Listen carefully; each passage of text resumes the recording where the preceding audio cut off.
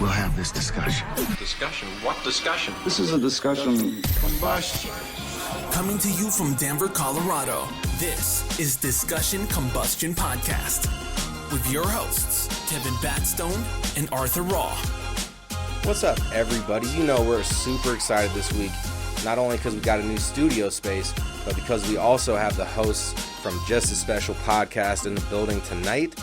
And we're just really excited for all the changes that are happening and positive moves that are being made. Because honestly, if you're sitting stagnant and you're not trying to change things, and we preach this, but change is not easy, so you got to be ready to experience some difficulties to make your life better. And we worked our tuckuses off last night. We sure did, brother, but we're here. We made it happen. You know, episode 93, we had a goal. We're here. We made it to the Denver Tech Center. Super excited.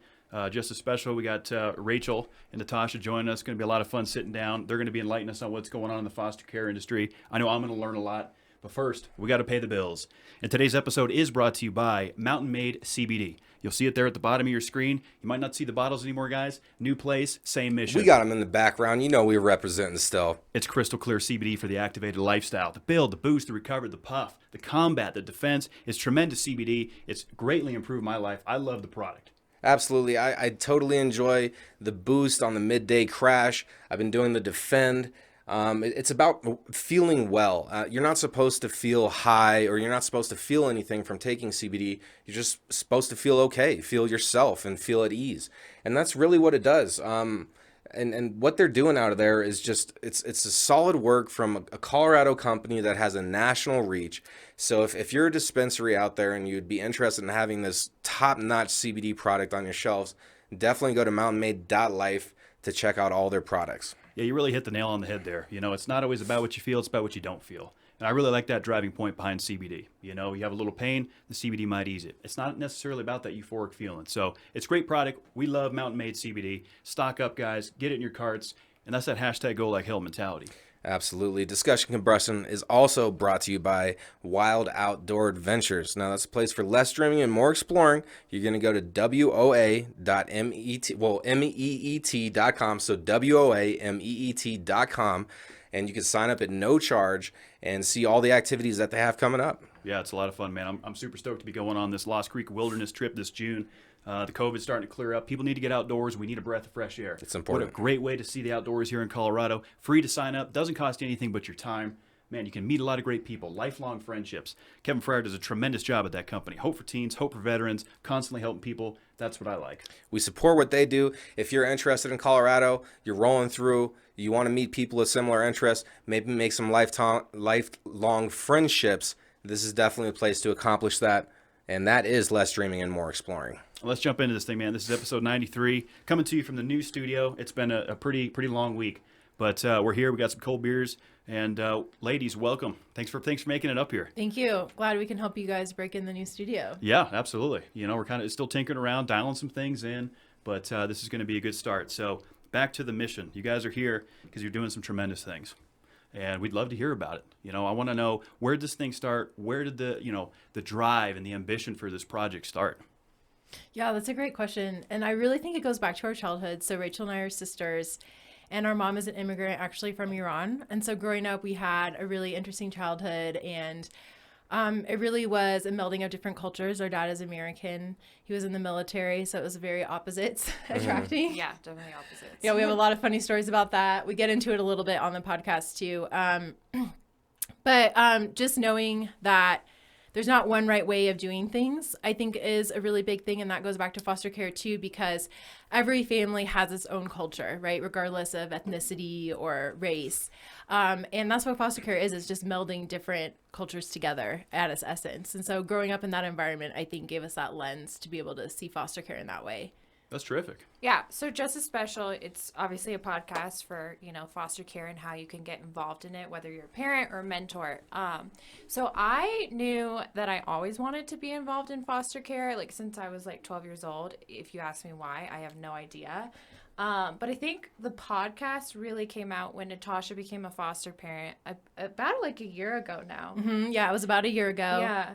And her going through the process, I am a mentor in the foster care system. And so we're kind of just comparing notes and like talking about how there really wasn't a lot of discussion or a place to go, a website, anywhere that would have a lot of information about how to get involved. And it's a really interesting, I think that there's so much behind it that a lot of people that were hearing me as a mentor or her as a foster parent, they were like, how can we get involved? So we kind of just saw that as a way to be like, well, let's make this a podcast because, we love to talk. Yeah. And we're sisters. Yeah. Another thing too on that too is as I was going through the foster parenting training, I was really looking for resources to learn more. And kind of like Rachel was saying, we weren't finding resources that really connected with us.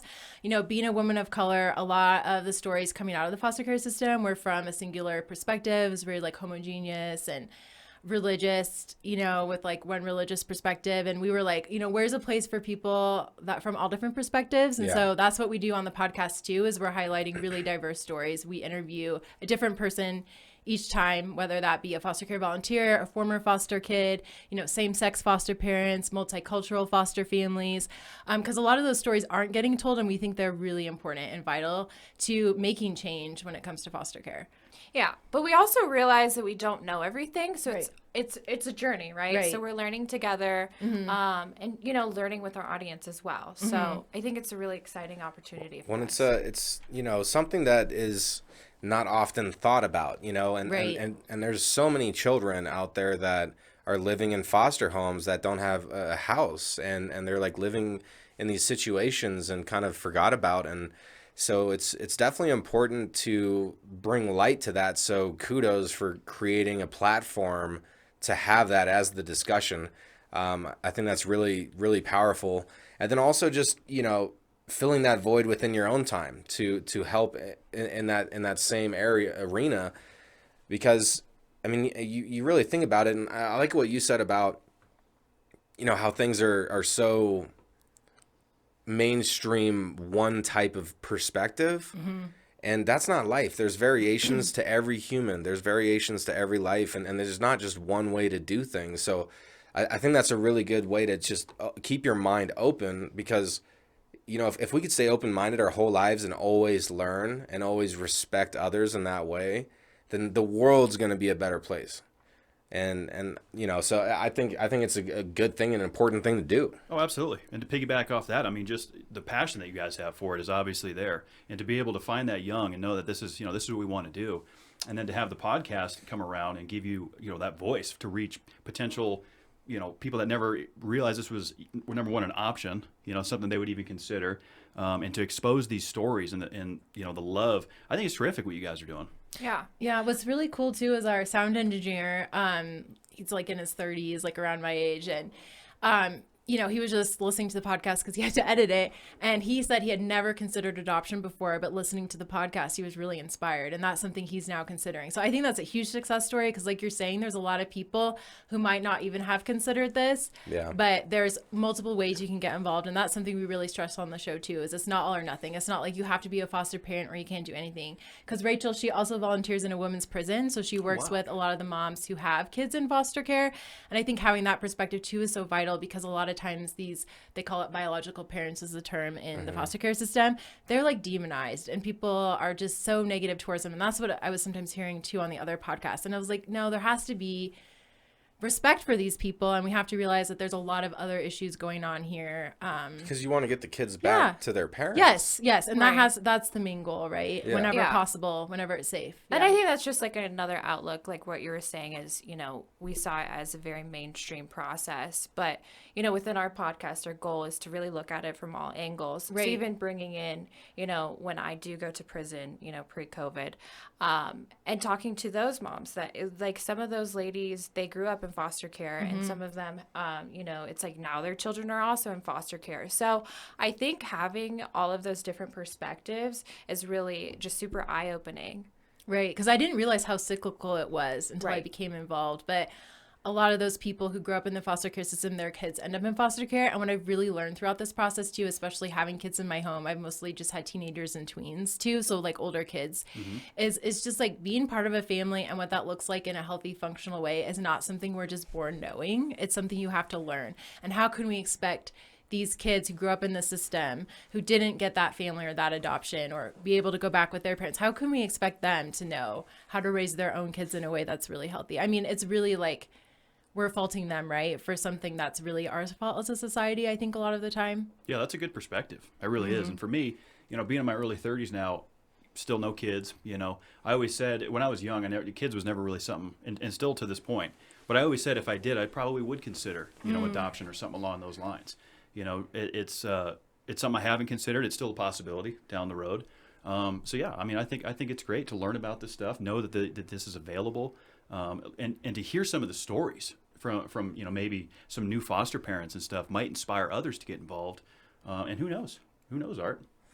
I mean, kind of how I was starting off this episode about, trying to accomplish something, and if you're going to accomplish something real, then it's not going to be an easy task, and you're going to have, hurdles to overcome. One of my buddies, one of our buddies, they fostered, they entered into the foster care program, and they were placed with two young children. One was a baby, and the other one was like 2 or 3, and they were very happy to have these kids in their house. And the goal was always was to get it back with their parents, and there was like immigration things happening with all that. But some of the struggles that they dealt with is, the baby especially was kind of malnourished before they came, so they weren't in the best condition. And then, the kids playing around and would occasionally kind of is top heavy and would bump his head. And so they got put under investigation for, mistreating the foster children, and the kids ended up getting taken away at that point, even though they were a great house. So, if this is something, and I'm not necessarily talking to you two, but if this is something that somebody's interested in doing, you have to expect that you're going to have to fight to help your foster children out.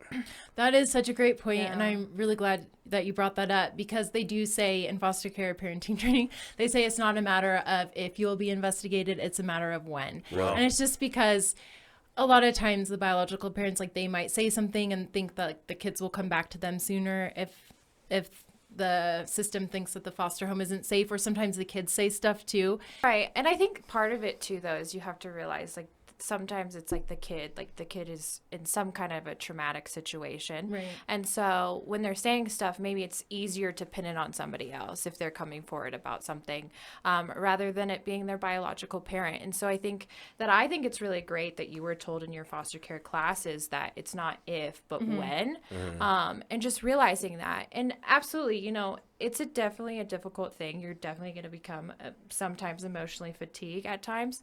And that's also a focus that we have, is just, self-care, having that good support system, making sure that you have that. But then also too is realizing your own limits. Maybe foster care isn't for you, but you could do something like respite care and do it for a weekend or a week, or even being a mentor. So I think that there's different, opportunities for everyone, but you should definitely be aware of what you're getting into for sure. Yeah, but Rachel brings up a good point, is that it is a big challenge. And the way I've had to look at it for myself is that I really base success off of how I grow as a person personally, because you can't always depend on the kids in your home, right? And they shouldn't feel pressure to be a certain way or grow a certain amount. And so I really look at it as a growing experience for myself. How can I help me be a better person? And Rachel gets a lot of those phone calls when I'm frustrated, which is awesome because she gets it. And, she can also give me a new perspective sometimes and be like, Natasha, you're not seeing this how maybe you should, or here's a different perspective. Here's maybe what the kid's thinking. And that's really helpful. Yeah. Well, having that team aspect in perspective is reality, right? Right. Bouncing some ideas off each other, experiences. I want to know about this investigation process and kind of what that looks like. We'll tread lightly on it, of course, but because it's obviously front and center with this, adoption and foster care, they got to make sure that these homes are safe, of course, and follow out their part, just like OSHA does with safety regulations. What is it contingent on the investigator?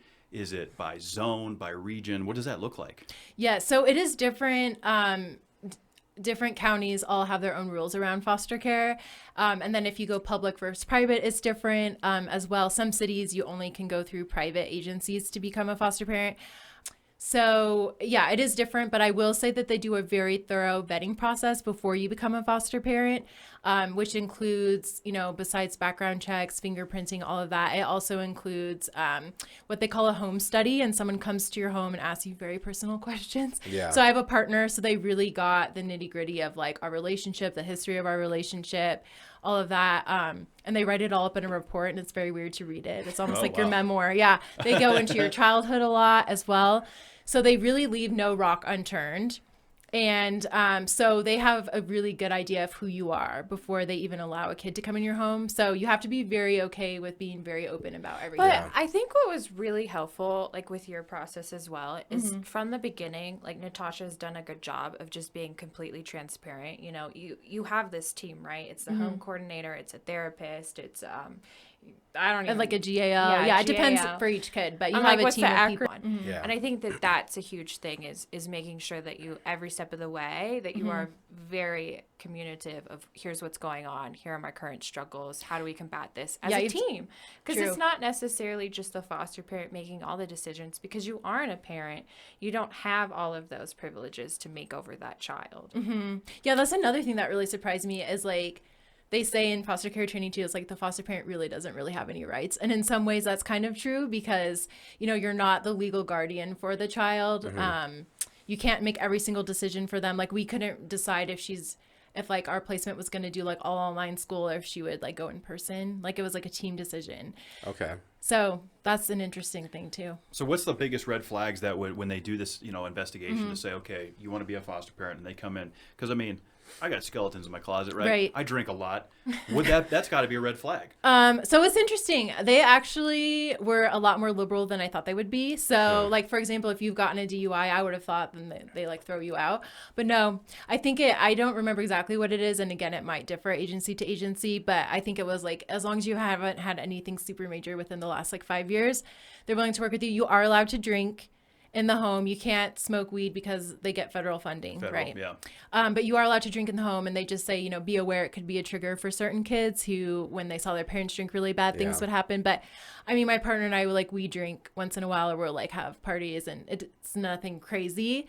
But yeah, it's something we discuss with the kids in our home beforehand. Is there like a thing with like knives or like guns? Do you have to lock those it depends. up? Well, that's a good also, question. yeah, it does depend. Guns is a big, like you definitely have to store it in a special way, but they do allow you to have it. Like you can't have the ammo in the gun, of course. They have to be separate. Stuff has to be locked. All your medicines have to be locked up like in a safe or whatever. We just got a big safe off Amazon and like stuck it all in. Depending on the kid, sometimes you have to lock knives if like self-harm might happen, but some kids you don't have to worry about that at all.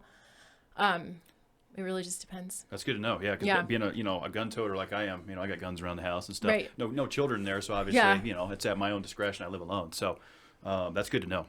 It is good to know.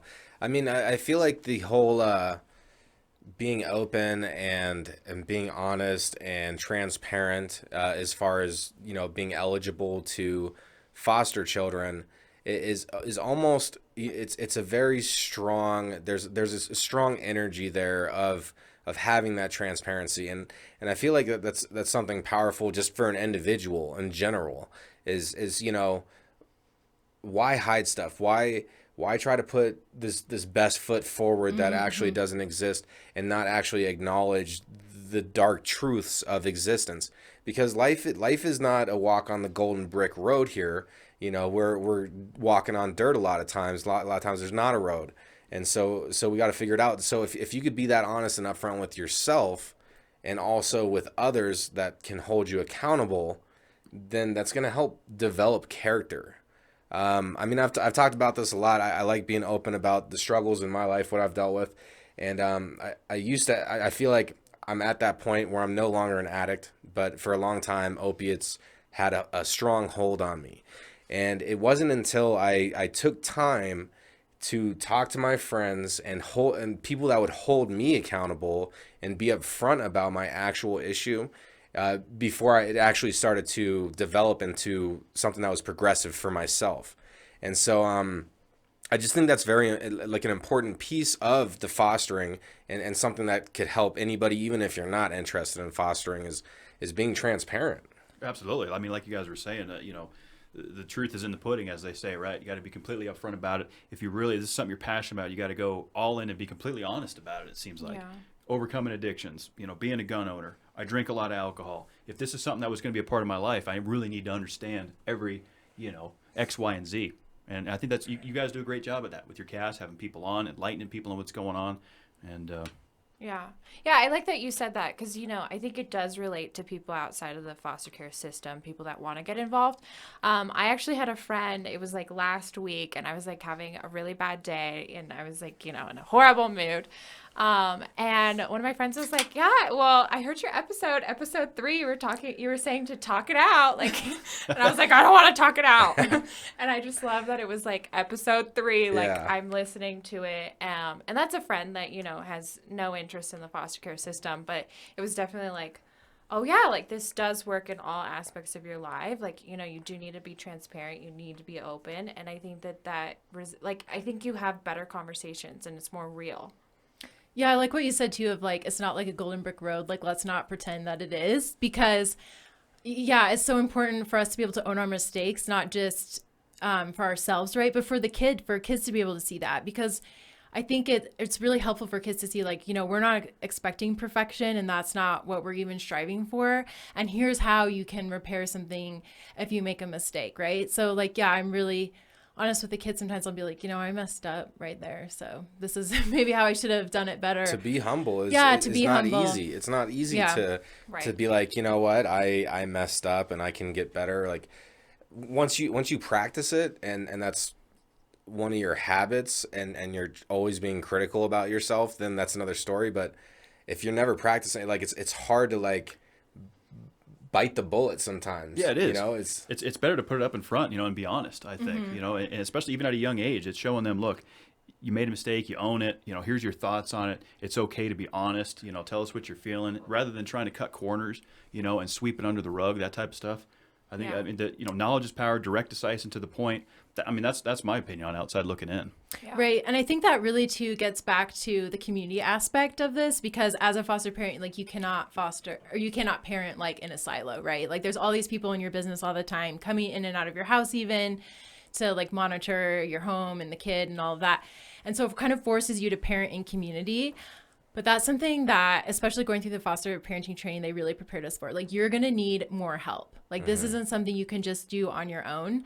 And so my partner and I, we actually moved. So we actually used to live right up the road from your studio here. Actually, on the way, I'm like, oh my God, I can almost see the condo we lived in. Lane for you. Yeah, it was. It really was.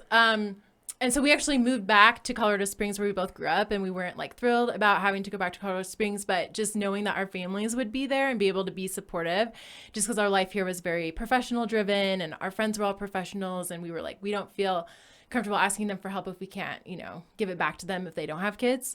But that's been huge for us. And growing up, Rachel and I had a very interesting childhood, partly because my mom, I think, like being an immigrant, she didn't always feel like included in society, and my dad was in the military, so they moved around a lot and just having to like make friends and remake friends, and sometimes it was a struggle growing up a little bit. And so that's something that I knew I needed, is like, right, and that would be so important. They didn't have that like support system, right? Their family was really far away. So do you feel like any of the friendships that you made before a move, like have any of those remained? Like, because sometimes it's hard to keep friends in life because friendships take work. Right. Well, especially if you're so young, because you don't really, and it wasn't modeled for us to keep in contact or, right. And so I think that was something that I learned later in life, really. Like, I don't think I learned that until college. That was like, oh, like there's this such thing as long distance friendships. Like, right.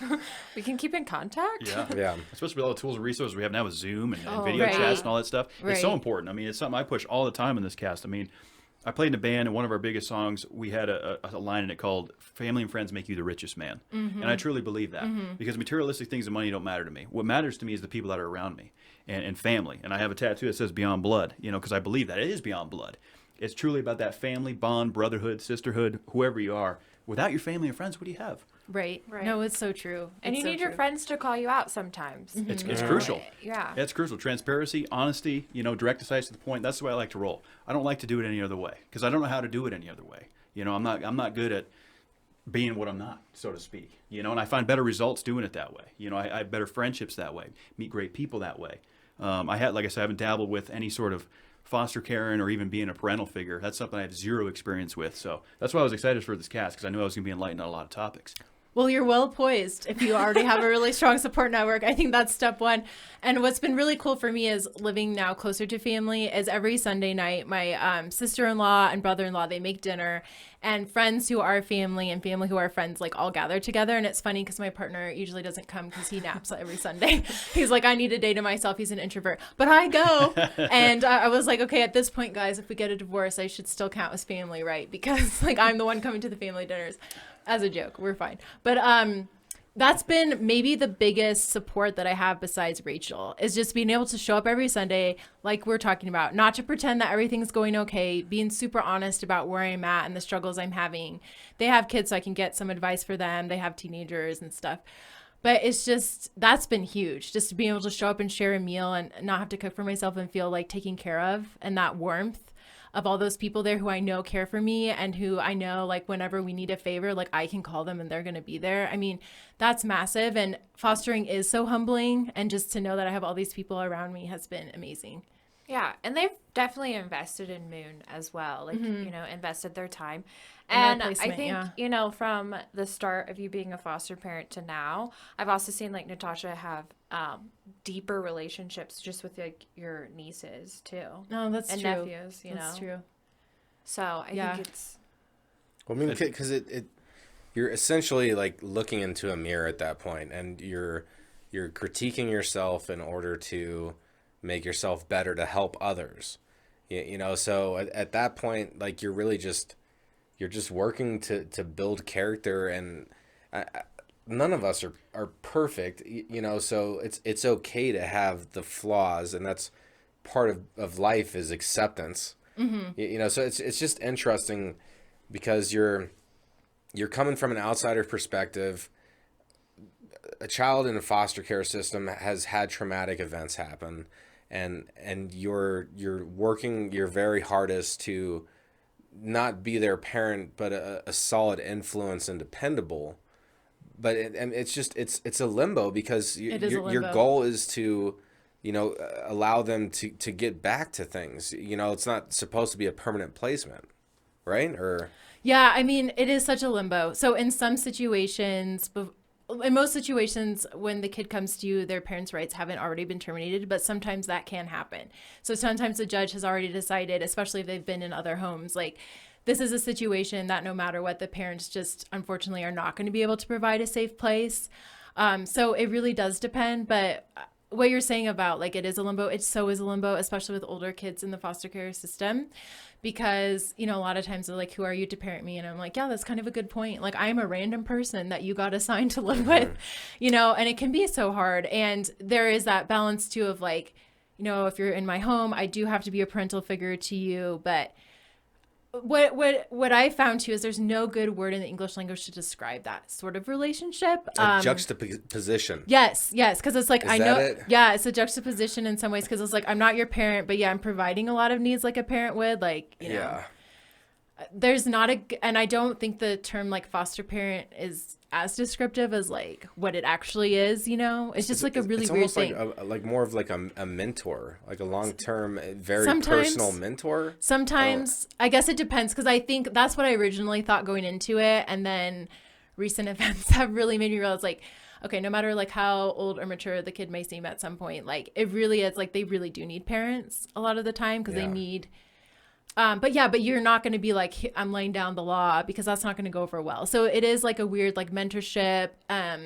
Like, we tell, whenever we have a placement, we say, like, we consider you family no matter what, you know, like, for example, like, if a kid was adopted versus not adopted, like, in my partner and I's mind, it doesn't make a difference. Like, you're here, our family's going to embrace you. They're going to consider you family. Like, we're here for you kind of as much as you want us to be.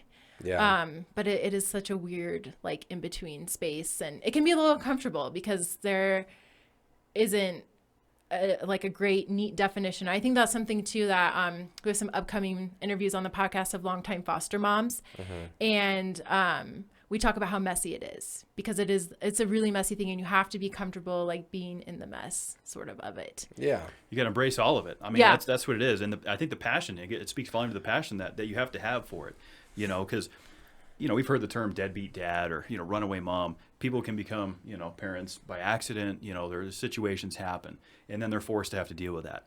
But to be a foster parent, I think it speaks volume to number one, the character of the individual, the passion that's behind it, you know, because this is something you absolutely want to do.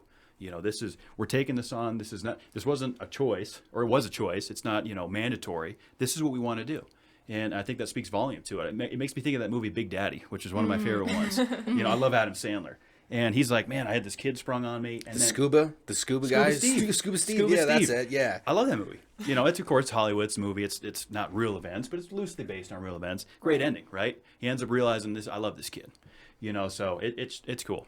So I want to ask both of you, Rachel, you can go first. Because your personality is gonna like play a role, you know? So like, are there any like hobbies or personal interests that you feel like that you are like, you know, you try to be open with that and to see if you can spark that interest? And Like as a mentor? well, yeah, like, yeah. So Yeah. talking to people, like, do you bring in like your personal interests, and like what are some like your personal interests that you've integrated in how you do things? Yeah, that's a really good question. I feel like you can kind of take that a couple different ways. I'll say it as like a mentor and then like not as a mentor. So as a mentor, I definitely like my number one goal is realizing I want to like make an impact on them in a positive way, but I have to realize I'm probably not. I might not. I don't want to put the expectation that I'm going to be able to do that. So, you know, I think to me is just being transparent with like my hobbies, whether that's, you know, like going to amusement parks or, you know, like going to like a boxing class for cardio purposes. I think that's something that I like to do with my mentors, or mentees, I should say, and kind of just having fun in that way. But then I would say outside of that, and in like my other side of my life, not as a mentor, I'd say one of my huge passions is definitely just like showing love to people and being like a support system in that way. So I'd say definitely when I go to prison and I am like talking to the women there, I definitely say is like, you know, I try to be that positive light. I try to, you know, I love jokes.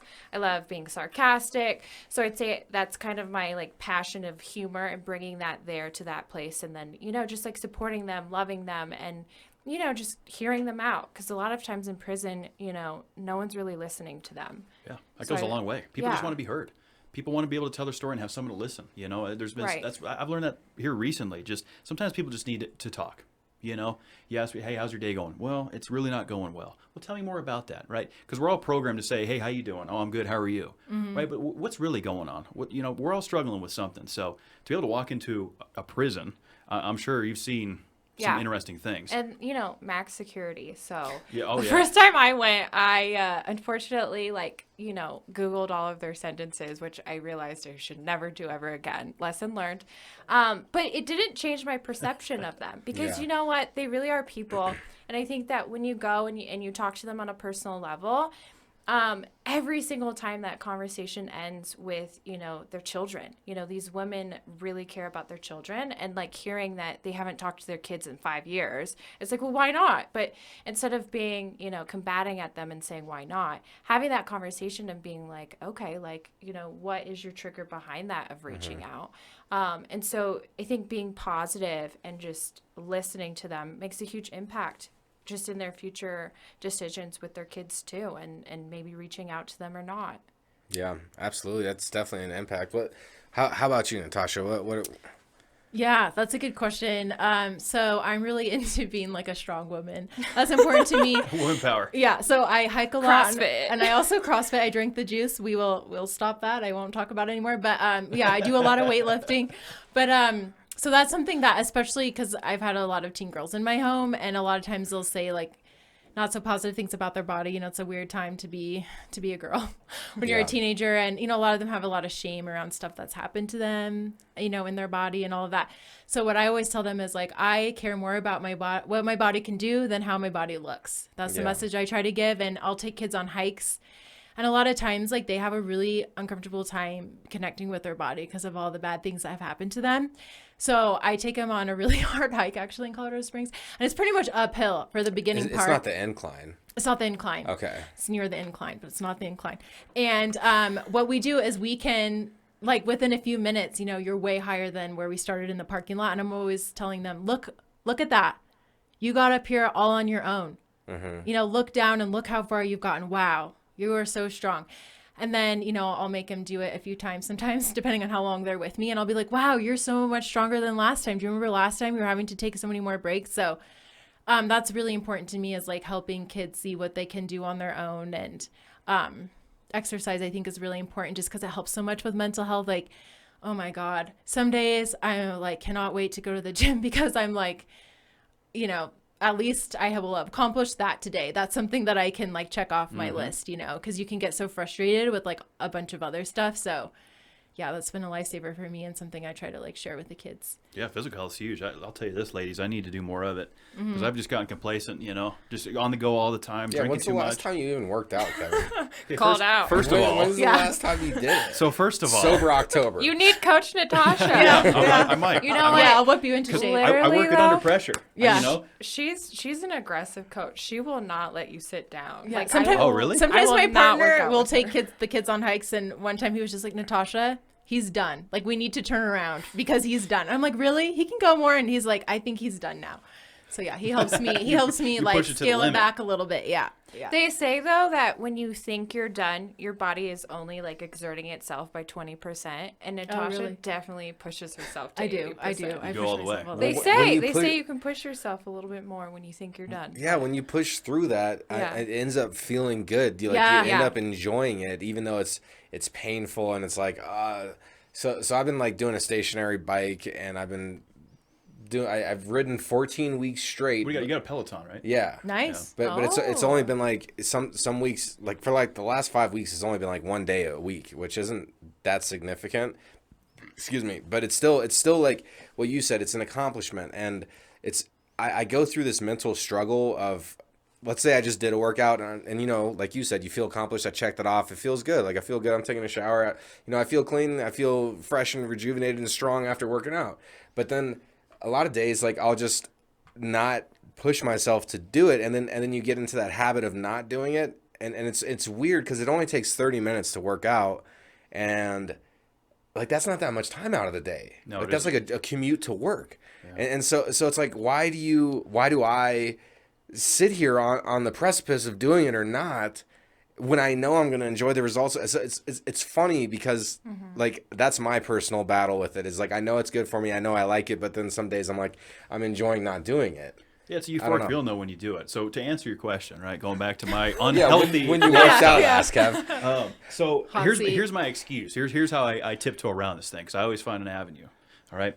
So in my business, in the grocery biz, which we talked about a little bit off mic, I walk a lot because I'm constantly walking stores up and down, analyzing shelves. When I put the pedometer on me, I'm doing anywhere from 10 to 12 miles usually per day, right? So I do a lot of walking, a lot of lifting, a lot of pulling pallets off trailers. So for me, that's my excuse to when I come home, eat a cheeseburger and have a couple beers.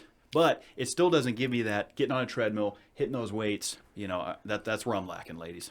Well, that's more than most people. So, I mean, hearing you say that, I'm like, that sounds like You a deserve workout a to me. cheeseburger. That sounds like a workout And to what me. kind of shoes do you wear? Yeah. Where's cowboy boots? I wear always rocking the cowboy Wow. boots. Oh, Okay, wow. that's 100% impressive. of the time. Those don't even look like they walk 12 miles. Oh, they walk. I'll tell you this: these boots, they got some miles. on them. Hundreds of miles. Yeah. See, I've never, because I sold cars for like 3 years, and you know you're on concrete all the time like you do every day. Yep, every day. And I swear, like I had knee issues after doing that, and riding the bike has alleviated some of that daily pain. Swimming. And swimming, but like, how do you do it in cowboy boots? Everybody asks me man? that, especially in the grocery business. They go, Yeah. how the hell are you wearing those cowboy boots?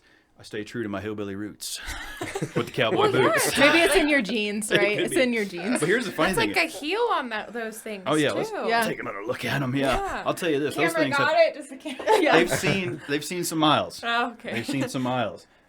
Yeah. How do I? But here's the thing: I wouldn't get on a treadmill with cowboy boots on. So anytime I put like running shoes on or something like that, I feel. Do you feel lighter, faster, more agile? Yeah. Cloud nine. I feel like I walk like kind of goofy. That's how I feel like I walk when I put. Because I'm so used to these heavy clog hoppers. Right. So to speak. Hoppers. I love that. Yeah.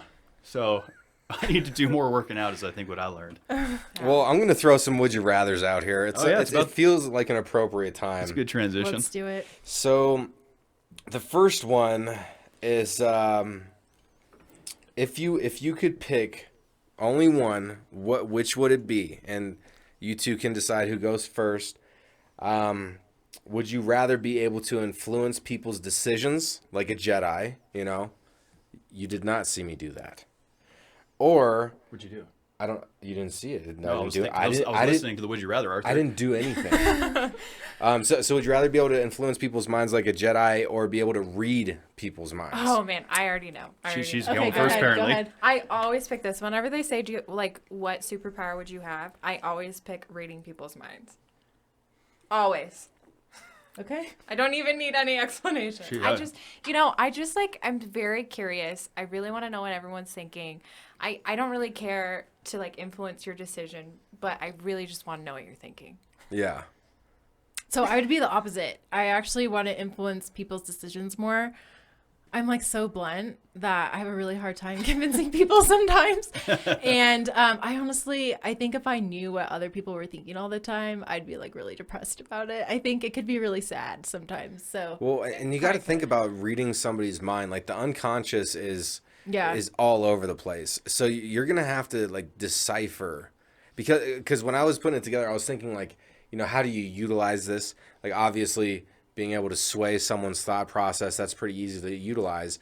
But to read someone's mind, how do you utilize that? You have to be able to pick the parts out of their unconscious, what it's thinking all over the place, and then use the critical pieces in order to form your sentence to influence. But I love puzzles like that. I love people puzzles. You spend a lot of time too, analyzing people. Yeah, I know. Yeah, and she'll also help me think about what other people could be thinking, and she's really good at it. So I think you're halfway there, which is why you want the other half. But what I learned recently is some people don't think in words. I thought everyone thinks in words. Oh yeah. Oh really? So how else do people think? Colors or. Sometimes they like numbers too. They'll think in. Some people don't think in words, so that'd be really hard to decipher. But I just feel when when you're in someone's mind and you can start to see things spinning, it's kind of you could be their therapist in a sense and connect the dots for them too. Yeah. So you're still essentially able to influence their decisions. That's true. It's just a less direct. It's more like a puzzle, you. Yeah. How about you, Kev? I don't know. I've been kind of thinking about this because as far as being able to read minds, there's pros and cons to it, right? Because you can look at someone and go, okay, that's their opinion on it, which has its benefits, right? Especially if you're in sales, right? You can say, okay, this is that. Being able to influence someone's, opinion or decision, that also speaks volume too. So I'm kind of divided on this one, Art. I think reading people. Why is that funny? I just like it when you call me by my names. Well, I mean, I'm doing thinking over here. It's just making me laugh. I want to know because I started thinking, well, maybe what do I think in then? Because numbers, colors, how do we analyze that? It seems like you guys have more behavioral psychology than I would ever know. So how does that work? How do we even begin? I honestly about don't the know. numbers and colors. Yeah, how do we know where we think? I want to know how to analyze that now. Yeah, I mean, I think you just have to think about it. So if you're thinking when you're thinking about things before you go to bed, I think is the most common time, right? If you're thinking about specifics and there's words flowing through, I think a lot of people mainly are words, but a lot of times too, when you get people that are autistic or Asperger's, a lot of times they don't really think in words. They'll think more in numbers or just very factual. So, and colors too, if you think about it, it's if you think about red, we all have an emotion that ties to it. It's either love or, stop driving. So I still think it's everyone thinks colors still, there's still meaning behind it. So we kind of all communicate in that way a little bit more than you think. Wow. Got feel like really I'm in therapy trippy. again. I'm thinking about how I think now because I'm very analytical. I hit my head on the pillow and I'm awake for at least 30, 40 minutes Me too. going through my day, thinking about all the little things. And, is it possible to just think in like a visualization, like almost, and not 100% words? Because I definitely use words, but I feel like I see things, and like things pop up where like it's like a eureka moment where it's like a aha, like, oh, I forgot to do that today, and then that's like my next task the next day.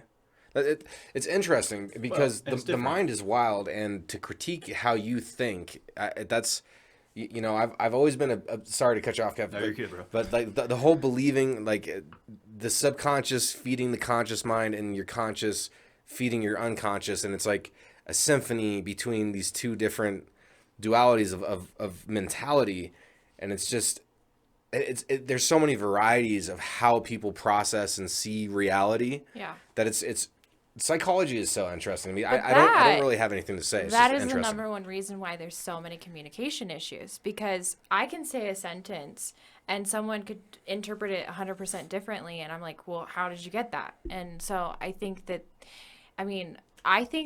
most of the time people are having miscommunications than actually communicating, because it's like poetry almost. Like you can interpret it Yes. thousands of different ways, and who's to say who's right and who's wrong?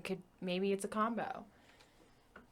Yeah, it could be. I mean, because whether the picture's worth 1,000 words, everyone interprets it differently. Yeah. And that's why I'll tell you this. I don't like text messaging. And the reason for that is because if you take a text message, you have to read it as the Google voice, I feel like. Yeah. Right? Because otherwise things can be taken so out of Yeah. context. And that's why I don't do a lot of texting. For one, I'm not good at it. I thought I got good at it, and I was doing emojis that didn't mean my right emotions. And people were like, what is wrong with this guy? What is he saying right here? So I'm the type of guy, I'll just call you up. Say, here, this is what I'm thinking. Yeah. So as far as the communication thing goes, I like the direct decisive. Here's what I'm thinking. The text messaging, social media, that worries me too. So are you going to read minds, or are you going to? He's holding my feet to the fire. Right. Gotta make we a got choice. way off topic. I'm going to influence minds. Okay, so you're going Jedi route. Yep. Okay. Man, so I'm a loner over here. Yeah, I Yep. mean, I'll answer this as well. I was thinking Jedi route, and being able to do the influence. Yeah, it's 3-1 on that one. Come on, y'all. That's just how I'm Come feeling on. right now. But we could still use you to help us influence the minds if you can read the minds. That's true. That could be a powerful force because I don't now know, you're working I both feel- sides. You could be a contractor for all of the But that's the persuasive. more challenging route, though, Rachel. The one that you chose is Yeah. the more challenging route because, as just being able to influence the mind, like you can make things happen. But I'm putting in the with the time. with the reading of the mind. But I agree with what Kevin was saying prior to me cutting him off. Is people Cut me could off all the read time, buddy. they could read text any way they want. Yeah. So it's You need a tone. I like That's how what it is. he sends gifts to me. Yeah, because I feel like Yeah. GIFs help me communicate a little bit better. Do you all use GIFs at Oh, all? I love gifts. Because Love them. it just the emoji is too basic for me, right? It's a smiley face. Maybe he's got sunglasses on. But if I'm like, hey, it's time to drink beer, there's no emoji for that. Yeah, I mean, it might it's be a sunglass emoji, man. Is that the beer drinking sign? Yeah. See, and this is how I learn. Because I'll just send a GIF of like Will Ferrell cracking one, and people know when I send that out, Yeah. Kevin's ready to throw down. They get the message. So that's how I communicate. If I'm going to play the text game, but it's different for everybody. the text game. I've never been good at it, Rachel. I just haven't. That's I okay. mean, you could accomplish in 3 minutes over a phone call what it would take 20 minutes to text back and forth. Like I truly so feel true. like Or that. one It's so GIF. true. Or one Yeah. gift, right? Exactly. It sums it all up. Because here's the thing. Then I started doing the talk to text, thinking that would help add context. No. Here's a new obstacle I have to overcome. When I speak into my phone to do the text, spelling errors, misinterpretation, and then I send that thing off. And I mean, you think I'm a hillbilly now. These guys read that stuff like this guy doesn't know how to spell. But I take grammar very seriously. If Yeah. I put emails You gotta together put a and comma stuff. in. Yeah, the commas are important. Yeah. So for me, I feel like the text to speech also not a So good tool. our mother, huge fan of the speaking to text. Oh, And yeah, she this has is an great. accent, and so her texts never go right. It's always like, "Love you, Adam." I'm like, "My name is Rachel. How did you get Adam?" That's what I'm You saying. Those are the And it's obstacles. like, yeah, I'm like, it's text or call. Or as a kid, I remember like she would get so frustrated with like, you call in and you have to like say, say one for this or Yeah, say the two for operator, that. yeah. And she would get so upset because they would never understand her. And I feel so bad for But fun fact, you just hit zeros and then you get to a person. Yeah. That's what I do. Anytime I'm calling something, I'm not doing that. 00000. Right, yeah. Human being. You know, I'll wait in that 7-minute line. I don't care, ladies. Let me talk to somebody, because this automated thing isn't going to work for me. Yeah. You know. So the other would you rather I have is more like a fear factor based would you rather. Okay. Fear All right. factor, like the old Joe Rogan. Yeah, something like that. So if you were you're in a cage, would you rather be stuck in a cage with non-venomous spiders, like a bunch of them, or non-venomous snakes? Oh no. Oh, I really don't like spiders, so this is hard for me. Or snakes. I dislike spiders more than snakes. Dislike spiders more than But snakes. could the snakes still like choke you out? Can Even we if know they're how not. big they are? Like, how big are the spiders and how big are the snakes? That's true. Let's say a variety. Okay. That's usually how fear factor Fun- did it. Yeah. Yeah, so Okay. some small, some big. interesting. Yeah. Okay. I think for me it would be snakes, and I would just hope they wouldn't still like squeeze me. So no pythons, no constrictors. Okay, no constrictors, then we're Yeah. good. Have I they would just do snakes. eaten? Yeah. Yeah. There's a lot of variables. I mean, because they could still bite you, you know? I mean, you could get bit by either. I'll take the snakes all day. I had a red-tailed boa constrictor at one point. I thought I wanted to go that exotic reptile Ooh. route. Bad decision. All right, I got bit by this thing, but I'm still not scared of snakes. Right? I remember after he got bit, after it That happened, was it for he me. called me. He was like, dude, this thing just bit me. I was just trying to feed it. And it was the second time that it happened. He's like, I'm done with this snake, man. I was done with that. So what snake. happened to the snake at that point? So I took it back to a place here in Denver called Scales and Tails. Oh, okay. Free plug for them. Scales and tails. I like that Yeah, name. free plug for them. And I said, I'm not a good owner for this snake. Can you please take it back? And they did. And they said, well, we'll find the right home for Well, it. you know what? Who's also returned an animal? Okay, I did. Oh, segue. I did. She returned a cat. I did. I returned a kitten. He was about a year old, but he was used to living outside, and we were living up the street from here in a condo, and he couldn't go outside because there's a lot of like coyotes and stuff. Yeah. And he would latch on and bite us like totally out of the blue. He'd be in a different room, run into the room we were in, latch on and bite us. And cat bites, I didn't know until like I had a cat, can be really dangerous, and you can actually lose limbs from cat bites, and they don't tell you this stuff. A lot of but- bacteria in the You can bite. lose Yeah, limbs. you're supposed to go. Yeah, if you ever get a cat bite, you're supposed to go to the ER right away, and they're supposed to give you a shot. Yeah, because Yep. their venom is so concentrated. You're right. Cats have venom. She lost Yeah. a finger from her cat. No, just No, I didn't. Oh, I saw I was one. like, I was like, that's an amazing prosthetic. Yeah, full great. mobility. full Yeah. mobility. I see. I should have done that when I got bit by the snake. But me, I don't go to the doctor. You're going to have to take me there on a stretcher. Okay. You know, I'm one of those kind of guys. So what'd you do with the bite? Just like stick Well, super glue on it, or like Yeah, what? she got me right in this area, right? So I had her fangs just. Oh. So I had those two little holes in there, cleaned it out, little hydrogen peroxide. I was like, I'll be fine. You know, typical man response. Yeah, you know, don't worry about it. Everyone's like, you need to get a shot.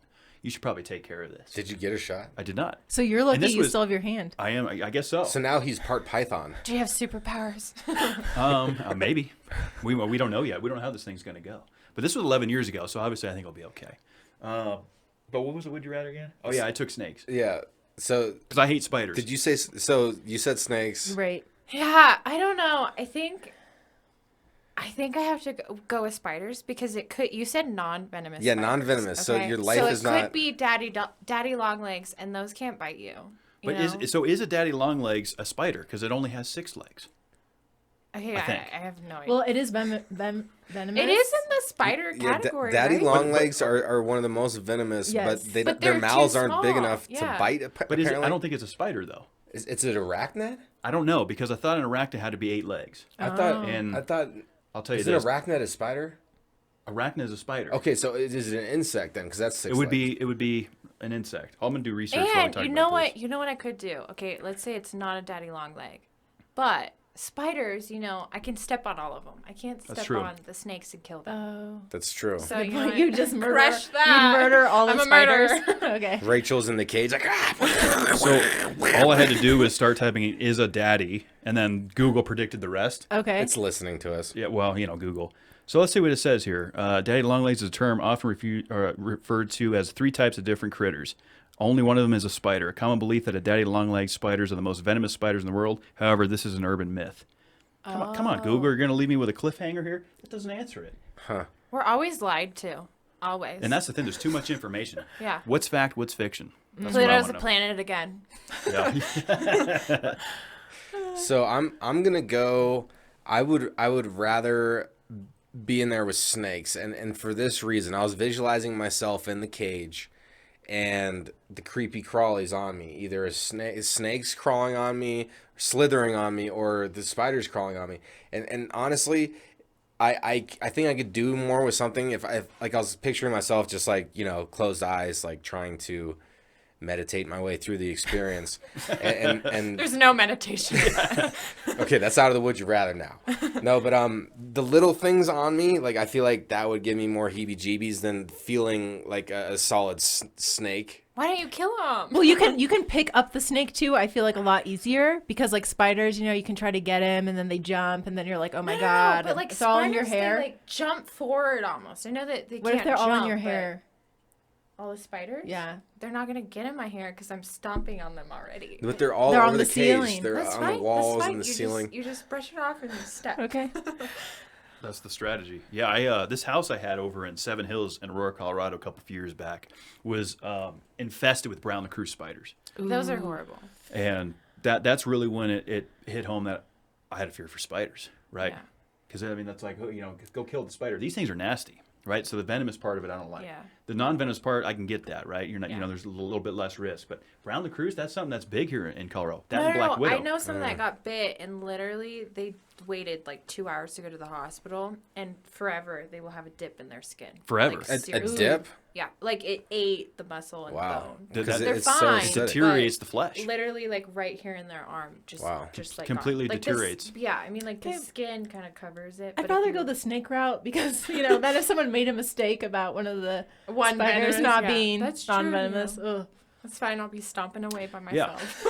myself. I've killed myself a couple black widows in my day.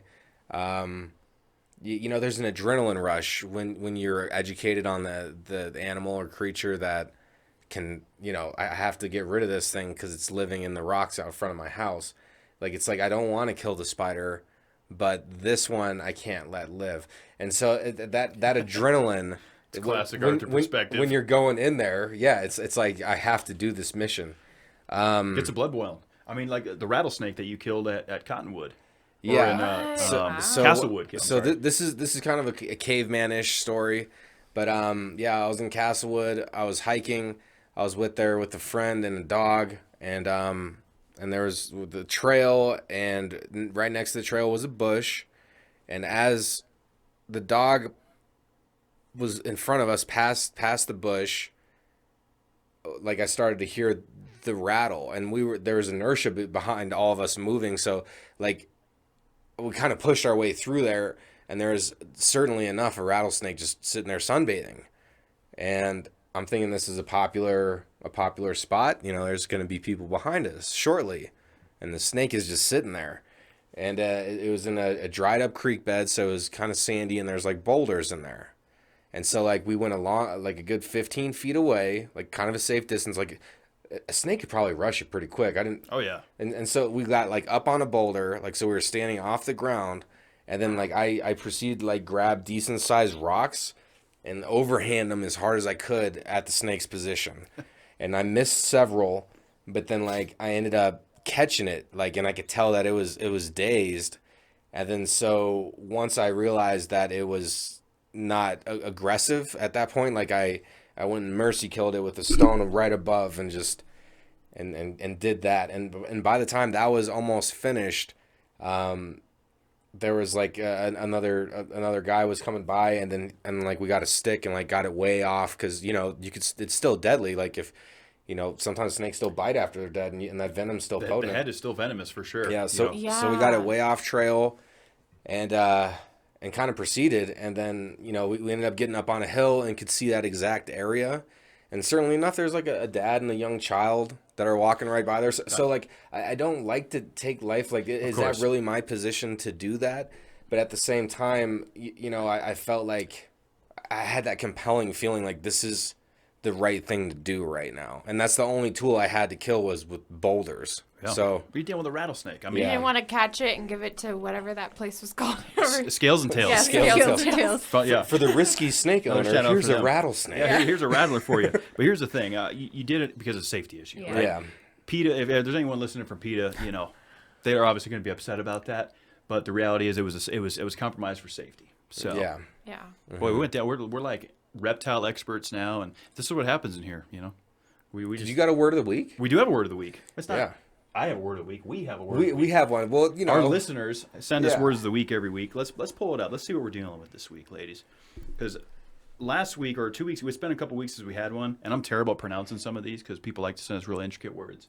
And one of our loyal listeners really called me out as he's like, "Man, you You got." didn't get one right the other week. Oh, was it They Cajole? need to send you. Yeah. Cajole. They That need one to we send heard you that. Did you listen to that? memos. Yeah. Oh, so we you already listened knew to the that. one. Yeah, he came up. Cajole, yeah. But they need to send you like voice memos so you can like listen to that and repronounce it. Yeah. It's in here somewhere. I got to look through this art. Oh no, you're good. I kind of caught him off spot there. I wasn't quite right. I was excited about the reptiles. So one thing that I wanted to re-ask, I've done this Would You Rather before, but it's so good, and I feel like it's been a while. So if you had to give up one or the other, are you giving up bread or are you giving up cheese? Okay, well that's easy for me because Right. recently I became like lactose intolerant or something. I don't know what happened. So cheese. You're giving up the cheese. Yeah. Because you can't do it. Yeah. Either way, it's just like I can't really do it right now. So sad. I would probably give up bread. I just love cheese too much. Well, we grew up eating so much rice too that we don't even like eat bread every day. I love bread.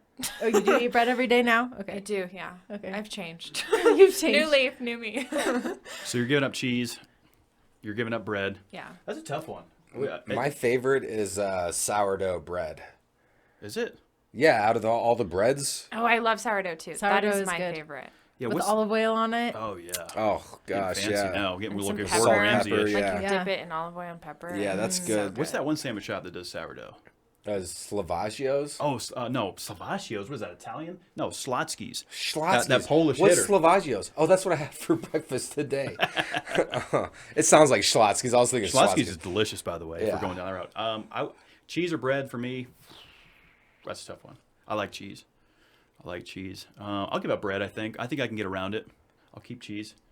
I am going to give up the cheese. We're 50-50 on that. Yeah. We've been kind of split a little bit. Yeah. Yeah. But what's really sad about this question is then there's no more pizza. Oh, pizza. Yeah, regardless. Yeah. Yeah. Because, people do like cauliflower crust pizza, and I'm like, please no. Like, You know what I tried last night was cauliflower wings. 'Cause oh, how was it? I was feeling a little bit adventurous. No. Because I started selling them one of my products, and first of all, how do you have a cauliflower wing? All right. Is it protein based? What's going on? Well, all it is a breaded. It's like in the shape of a wing. It's a cauliflower, obviously, and then it's got wing sauce on it. So it's the taste of it is the wing. This weird tasting is the sauce. Right. They're trying to cover it up, and make it taste like something that it isn't. Why not just ranch it up? I'm gonna go ahead and give that a D- on the Yeah. cauliflower Like wings. 1 out of 10, what would you rate it? I'm gonna go ahead and give it a 3 because the sauce was good. The sauce was delicious, but it's not a wing. Yeah. Cauliflower wings? What are we doing here? Just like cauliflower, crust. Just because Right. you can do it doesn't mean you should. should. yeah, I agree with that. And what I think we should do now that I've been done screwing around is I got did a you word get of the week. your shit together over there, Kev? Yeah, I got it together. You guys got to work with us. We're in a new studio. You guys are real patient with us, and we appreciate that. And as always, we have a submission. This one's coming out of Reno, Nevada, and it's a gentleman by the name of Steven. And Thanks, Steven. well, here goes Kevin giving it a stab. The word of the week is fervent, and is an adjective. Fervent, Fervent. That's the word of the week. Can you use it in a sentence for us? No, Okay. no. It's a pretty intense word, right? It is well Fervent. fervent. Yeah, I could use. So it. is the goal to use this throughout the week then? It's we just like to. Our listeners like to send us words to try and stump us, which I'm stumped 97% I don't know what of fervent the time. means. Yeah. I don't know what this word means. Yes, Steven, that's a good one. Any guesses on... What do you Are you guys going to think? use it in a sentence for us? Well, unfortunately, I'm not going to call it the dictionary I'm using, but all I'm seeing is it's an adjective and the definition. I'm not seeing this used in Okay. a sentence. Well, based on the definition, ab lib a sentence. This reminds me of like the ACTs all over again. What's the definition? It's a very fervent feeling being in this new studio. Okay. That's my ad lib. You two can take a stab at it first. Oh man. I want to call a friend. Yeah. Can we use the phone a friend lifeline? Found a friend, Surrey. Yeah. Yeah. It means something like it's like on the tip of my tongue. fervent. It doesn't sound negative though, or it sounds like it you I don't know, I'm twisted because it's like, is it not? Is it like, oh man.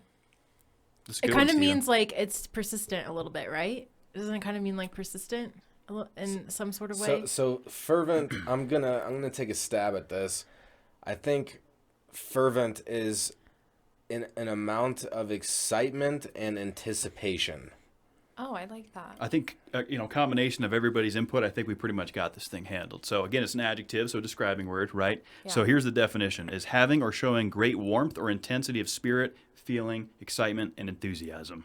Okay. So fervent could be used in a lot of different ways, right? You could be, if you're excited about something, you're fervent about it. And I know Chris Fraser is going to hold my feet to the fire on the definition of that and the way I used it in a sentence. But that's what's fun about the Word of the Week segment, because I learn a new word every week. So thanks, Stephen, for sending that in from, where did I say it was from? Reno, Nevada. Reno, are you two looked at each other like there was an aha moment? So when you our said Reno. actually my mom's whole family lived there at one point, and Yeah. my grandma's house was there, so we'd go every summer and visit. Yeah, that's Which the is a first lot of state fun. so when they came to the U.S., they went to Reno, Nevada. Oh, wow. Yeah, which is a very random city to go to. That's a but- fun city, though. Yeah, It's right outside of yeah. Lake Tahoe. Right. And Yeah, we'd go to I really Lake want to Tahoe. visit Lake Tahoe. It's so really top of nice. my list, and I've been a lot of places. I haven't been to Lake Tahoe yet. The water is so clear, and what's really cool is like cold. the mountains It's are all very the way around. cold. It is cold, but it's still Crisp. swimmable. Yeah. It's still swimmable. So I go love when it's lakes hot like out that. so you can cool off. Yeah. I love those exactly. kind of lakes. And Gordon Ramsay's restaurant just opened up. I'm watching Hell's Kitchen. I think I know how to cook now. I don't, but I've been watching it. And so the winner of this season is going to be the new head chef at Lake Tahoe. So I want to take a trip out there and have a little bit of cuisine. That's cool. Yeah. No, that's not how you use it. It's like a fervent meal. It would be a fervent experience, I think. Yeah. You know. There you go. Well, I mean, it would be like you ate I'm losing the words. you ate one of the it's like one of the nostalgic meals that just makes you feel good. I forget what they call it, but it gives you a fervent feeling, like macaroni and cheese or something, or like. Like, are you thinking about something sentimental to you, or what? That would be fervent, wouldn't it? Yeah, Yeah. like that's a fervent Warming. feeling that brings me.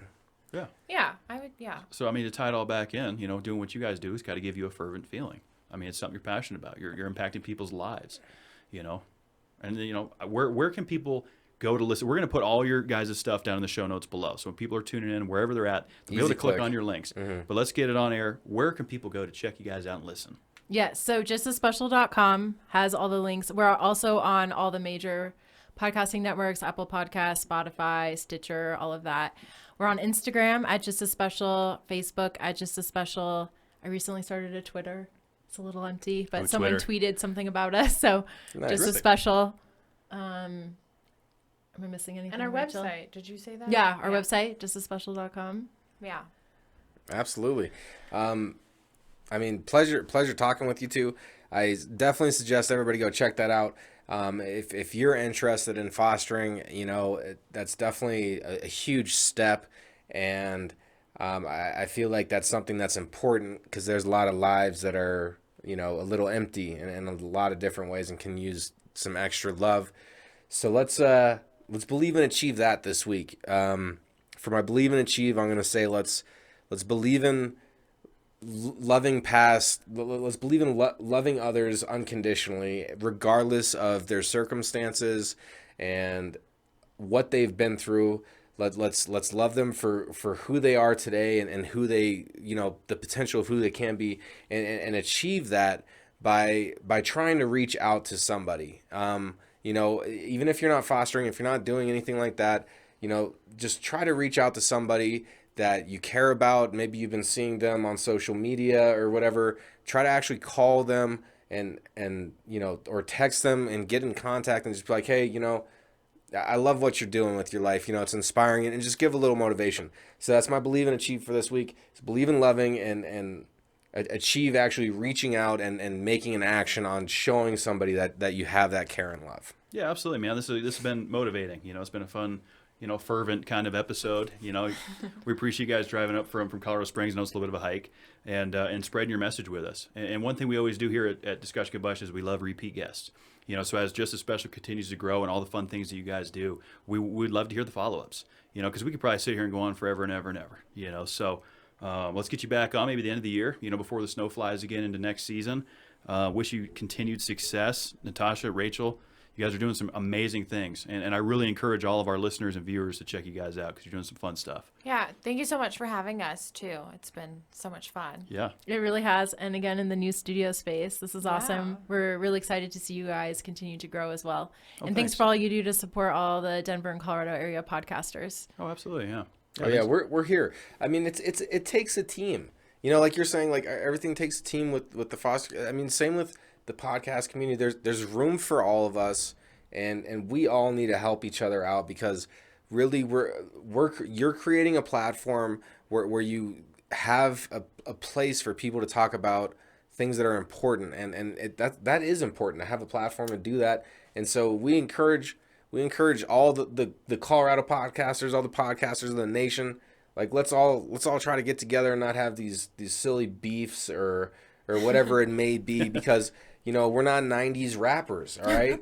We're wish podcasters. we were. Yeah. I'd be a terrible 90s rapper, I'll tell you that. I'd be Yeah. like a 90s Travis Tritt wannabe is what I think I'd be. I want like an MTV Cribs episode.